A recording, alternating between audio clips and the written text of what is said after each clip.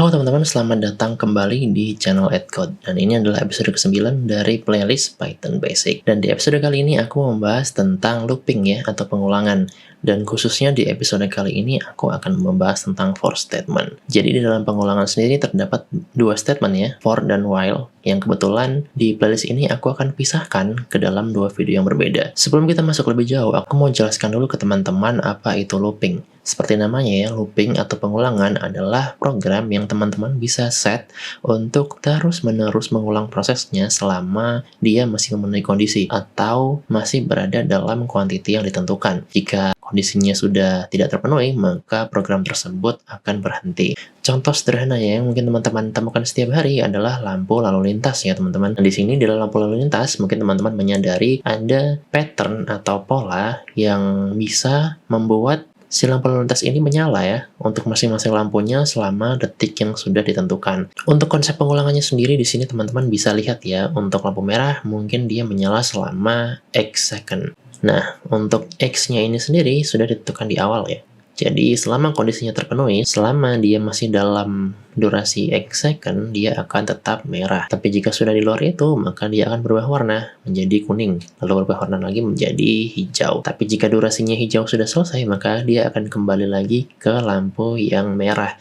Nah, ini adalah konsep pengulangan yang bisa teman-teman temukan setiap hari. Oke, sekarang kita akan masuk ke dalam for statement.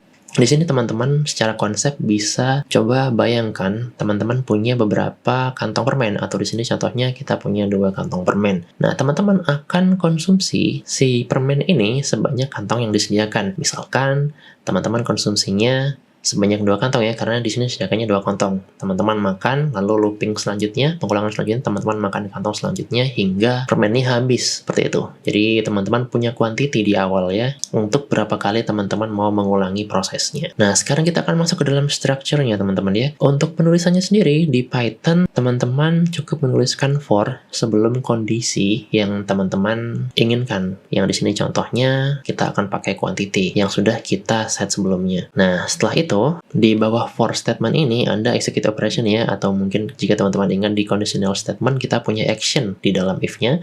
Sama di dalam for ini teman-teman harus indent satu tab dulu baru teman-teman letakkan action apa yang teman-teman ingin untuk lakukan. Jadi action ini akan terus-menerus berputar ya, actionnya akan terus-menerus dieksekusi hingga kondisi dari for ini sudah tidak terpenuhi. Lalu di sini aku ingin sedikit bicarakan tentang range teman-teman. Jadi range adalah salah satu built-in function ya, yang sudah teman-teman bisa akses saat teman-teman install Python. Untuk range sendiri, jika kita print ya, jika kita tampilkan, contohnya di sini aku print range 3 ya. Aku lempar 3 sebagai parameternya range, yang akan teman-teman lihat adalah angka 0,3 seperti itu.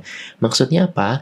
Maksudnya adalah di dalam range ini dia akan tampilkan angka 0 hingga 1 angka sebelum angka yang teman-teman set. Nah, jika contohnya seperti ini, angka yang ditampilkan adalah 0, 1, dan 2, atau yang kedepannya kita akan sebut ini sebagai indeks. Nanti untuk masalah indeks akan aku bahas lebih lanjut di video yang lain teman-teman ya. Tapi untuk sekarang aku mau teman-teman tahu bahwa range ini memiliki value yang dimulai dari 0 hingga value sebelum yang teman-teman lempar sebagai parameter di dalam range. Kita akan coba bahas contohnya ya. Contohnya seperti ini. Ini adalah penggunaan for statement sederhana ya. Di sini aku gunakan for, lalu setelah for ini ada huruf i. Huruf i ini apa? Huruf i ini adalah variabel teman-teman. Sama seperti cara penggunaan variabel yang sebelumnya ya.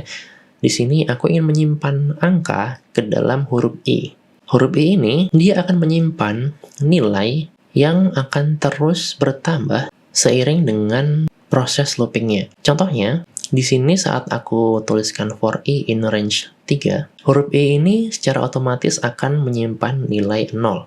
Lalu jika kita masuk ke dalam baris selanjutnya, yang mana itu tampilkan hi my number is, lalu aku tambahkan i di belakangnya, maka dia akan tampilkan hi my number is 0. Nah, setelah semua code di dalam for statement ini dieksekusi, dia akan kembali lagi ke atas ke dalam baris for-nya, lalu dia menanyakan apakah loopingnya sudah selesai. Seperti yang kita ketahui, di sini loopingnya belum selesai ya.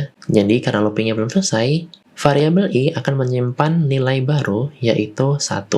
Dan dia akan mengulangi proses yang sama ya, hingga variabel ini mendapatkan nilai 2 dan ditampilkan hi my number is 2. Setelah itu dia kembali lagi ke atas ke dalam baris for I in range-nya dan dia menanyakan pertanyaan yang sama. Apakah loopingnya sudah selesai? Jika loopingnya sudah selesai, programnya akan beralih status ya dari proses menjadi complete. Atau jika teman-teman memiliki baris-baris code lain di bawah for statement ini, maka dia baru akan dieksekusi setelah looping ini selesai. Oke, jadi semoga mudah dipahami ya.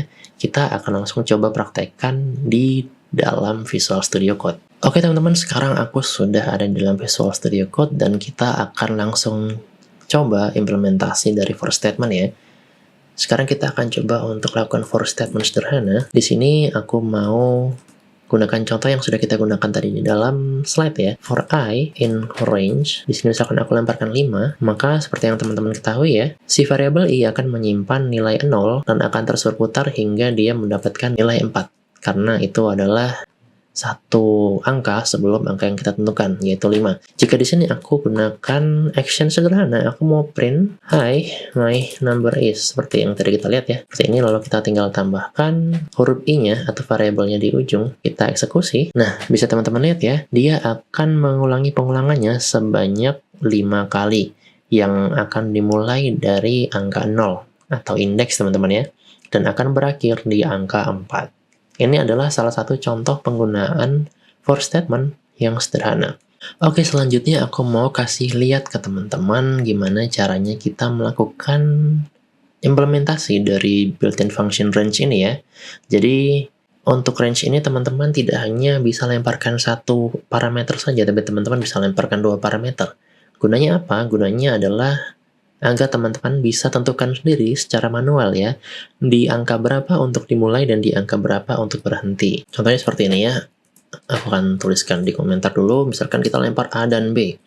Apa yang terjadi? Yang terjadi adalah sistem akan mengulang yang akan dia mulai dari A dan akan berhenti di B-1. Kita akan coba ya. Contohnya aku punya dengan code yang sama ya, for I in range. Di sini aku mau coba untuk looping yang dimulai dari 5 dan berakhir di 10 misalkan. Karena kita mau berakhir di 10, maka kita harus set angkanya di 11 ya. Jika ini aku tampilkan dengan print ya. Misalkan kita akan pakai current number is, lalu aku lemparkan i-nya seperti ini. Jika ini kita eksekusi teman-teman ya, teman-teman akan melihat bahwa looping yang baru saja kita buat atau yang current number ini dimulai dari 5 dan berakhir di angka 10 ya, sesuai dengan parameter yang kita lemparkan. Itu untuk 2 parameter. Nah, sekarang teman-teman bisa juga lakukan 3 parameter. Sekarang kita akan buat A, B, dan C. Jadi untuk 3 parameter ini teman-teman, parameter A dan B fungsinya masih sama ya. Parameter A adalah tempat dimulainya, startnya di A, lalu N-nya di B-1, tetapi untuk increment-nya atau penambahannya itu sesuai dengan nilainya C. Contohnya seperti apa? Contohnya seperti ini. Untuk I di dalam range, aku mau ambil angka genap aja dari angka 0 sampai 10 misalkan. Jadi di sini aku tuliskan angka 0, lalu karena kita mau angka 10 masuk ke dalam hitungan, kita tambahkan 1 ya, jadi 11. Lalu karena kita mau hanya angka genap saja, kita gunakan angka 2. Di sini maksudnya adalah value-nya akan memulai dari angka 0, dan selanjutnya, value selanjutnya akan ada di angka 2, lalu ada di angka 4. Jadi value C ini adalah kelipatan yang nantinya akan digunakan ya oleh I sebagai variabel untuk menjalankan proses yang ada di dalam looping statementnya. Kita akan coba untuk print teman-teman ya. Misalkan aku punya kata-kata seperti ini, lalu kita lemparkan I-nya, kita akan mendapatkan hasil seperti ini ya. Step looping dimulai dari 0, 2, 4, dan seterusnya, dan berhenti di angka 10, seperti yang sudah kita tentukan. Jadi itu adalah kegunaan melemparkan 3 parameter ke dalam function range. Nah, selanjutnya teman-teman juga bisa menggunakan kata-kata ya atau string yang nanti digunakan untuk looping. Misalkan di sini aku punya sebuah variabel yang aku kasih nama text. Di dalamnya aku akan kasih sebuah nama ya, misalkan Evian. Di sini teman-teman bisa lemparkan ya. Misalkan aku mau ganti variabelnya ke T. For T in teks, teman-teman tidak perlu lemparkan parameter apapun ya. Setelah itu teman-teman tinggal gunakan saja huruf T-nya sesuai dengan apa yang teman-teman inginkan. Misalkan di sini aku mau gunakan current text ya. Current text is, lalu aku lemparkan T-nya seperti ini. Jika ini aku eksekusi, maka dia akan kasih aku AVN yang dieja per huruf. Jadi di sini pengulangannya akan mengulang ya, untuk menyimpan value-nya satu persatu dari teks yang kita pasang. Contohnya di sini kita pasangnya Avian, maka yang pertama value-nya adalah A. Lalu di looping selanjutnya V dan seterusnya hingga huruf terakhir ya, yaitu N. Oke, selanjutnya kita punya nested loop dengan menggunakan for statement, yang konsepnya di sini akan melemparkan for statement di dalam for statement. Misalkan aku punya sebuah looping, kita akan gunakan contoh yang sama. Di sini sederhana saja, aku mau gunakan for I in range 5 ya. Dan di bawahnya aku tidak akan lemparkan action, tapi aku akan lemparkan variabel lain. Misalkan di sini set ya, in range 2 seperti ini. Di sini baru kita akan tampilkan action. Aku mau tampilkan i, z ya. Jadi aku mau tampilkan variabel i dan variabel z. Yang terjadi adalah variabel i di looping pertama dia akan ambil ya, karena indeksnya adalah 0, maka i akan print 0. I sama dengan 0. Lalu dia akan masuk ke dalam looping yang kedua, yang di sini kita gunakan variabel z ya. Seperti biasa selalu dimulai dengan 0. Seperti ini. Ini adalah looping pertama, teman-teman. Lalu looping kedua seperti apa? Looping yang kedua, karena set ini belum selesai, prosesnya belum komplit, maka dia akan tunggu sampai prosesnya komplit terlebih dahulu.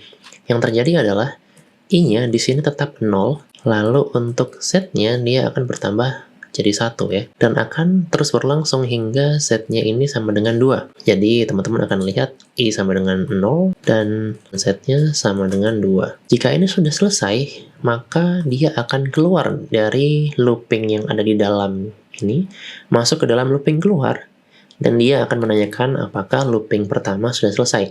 Jika looping pertama belum selesai, i-nya akan bertambah ya, i-nya menjadi 1, lalu z-nya akan dimulai lagi dari 0. Dan sistem ini akan terus-menerus berulang hingga i-nya ada di titik maksimal ya, yang mana di sini adalah 4 dan z-nya adalah 1. Oh ya, salah. Kita tidak akan melihat z sama dengan 2 ya, karena z ini maksimal ada di 1. Jadi seperti ini teman-teman. Kita coba untuk eksekusi ya. Kita akan lihat. Nah, di sini teman-teman bisa lihat hasilnya ya. Angka terakhirnya adalah 4 dan 1 karena kita print i-nya yang mana dia 4 dan z-nya dia adalah 1. Nah, jika kita geser ke atas, dia akan dimulai dari 00 ya teman-teman ya. Seperti yang sudah aku jelaskan tadi, dimulai dari 00, lalu z-nya bertambah. Jika z-nya selesai, baru i-nya yang bertambah. Kalau dia selesaikan z-nya, baru i-nya bertambah lagi sampai i-nya ada di titik maksimal dan z-nya ada di titik maksimal, baru dia akan keluar dari kedua looping tersebut. Oke teman-teman, jadi itu adalah materi untuk for statement kita kali ini. Selanjutnya kita akan bahas tentang while statement di episode selanjutnya. Jika ada sesuatu yang masih teman-teman bingungkan atau ingin teman-teman tanyakan, bisa langsung tanyakan di kolom komentar ya. Sampai jumpa di video-video Edcode yang lain.